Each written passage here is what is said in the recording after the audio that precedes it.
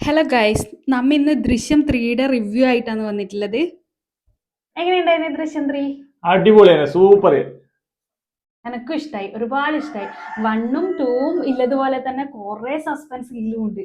എന്തായാലും അടിപൊളി സിനിമ, എല്ലാരും കാണണം.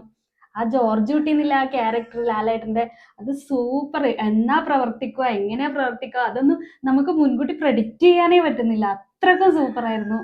എനക്ക് എന്തായാലും നല്ലോണം ഇഷ്ടമായി. കാണാത്തവരും പോയിട്ട് കാണുക. ഏട്ടൻ്റെയോ? അതെ അതെ, ദൃശ്യം 1ഉം ദൃശ്യം 2ഉം പോലെ തന്നെ ഒരു കുടുംബത്തെ എങ്ങനെ സംരക്ഷിക്കാന്നില്ല ആ ഒരു കഥയാണ് ഇതും. പക്ഷെ സസ്പെൻസ് ഒന്നും നമ്മൾ പൊളിക്കുന്നില്ല, എങ്ങനെ സംരക്ഷിക്കുന്നില്ലതാണ് പ്രധാനപ്പെട്ട കാര്യം. അത് നിങ്ങൾ തിയേറ്ററിൽ പോയി തന്നെ കണ്ട് മനസ്സിലാക്കേണ്ടതാണ്. ഒരു നമ്മളെ തിയേറ്ററിൽ കേറുമ്പോ നമ്മളെ നെഞ്ഞിലൊരു കല്ലെടുത്ത് വെച്ച പോലെ ഉണ്ടാവും ആദ്യം.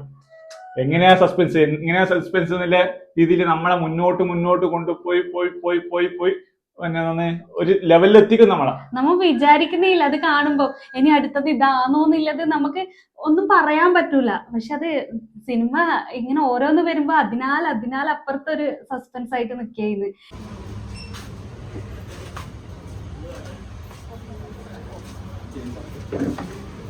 അങ്ങനെ ഇരിക്കുന്നു. ഇതുവരെ സൂപ്പർ. എന്നാവുന്നത് നോക്കാം.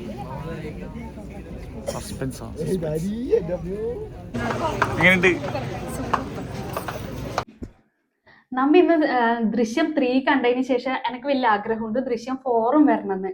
ഏട്ടന്റെ അഭിപ്രായം എന്നാ? അതെ, മിക്കവാറും വരാൻ സാധ്യതയുണ്ട്.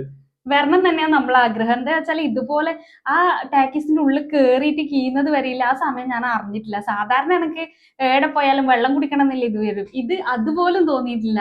അങ്ങനെയും കണ്ടിരിക്കാൻ വേണ്ടിയിട്ട് തോന്നി. എന്റെ അഭിപ്രായത്തില് ദൃശ്യം 4ഉം വരുമായിരിക്കും. നിങ്ങളുടെ അഭിപ്രായം എന്നാ കമന്റ് ബോക്സിൽ പറയുക. ഇനി അടുത്ത വീഡിയോയിൽ കാണുന്നവരെ ടാറ്റാ ബൈ. ബൈ.